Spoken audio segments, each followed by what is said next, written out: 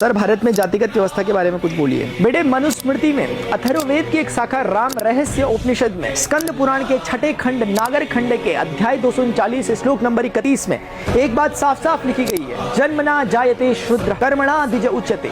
प्रत्येक व्यक्ति जन्म से शूद्र है, लेकिन अपने कर्म और कौशल के आधार पर वो ब्राह्मण, क्षत्रिय, वैश्य और शूद्र इन वर्णों को प्राप्त करता है। लेकिन भारत में इस प्रकार की वर्ण व्यवस्था को हटा करके जातिगत व्यवस्था लाने का पूरा श्रेय हमें अंग्रेजों को देना चाहिए। एक अंग्रेज अधिकारी हर्बर्ट रीसले ने भारतीयों को 2378 जातियों में वर्गीकृत करके भारतीय वर्ण व्यवस्था को ध्वस्त करने की पूरी कोशिश की। आपको जानकर हैरानी होनी चाहिए कि इंग्लैंड का पहला फॉर्मल स्कूल 1811 में खुला।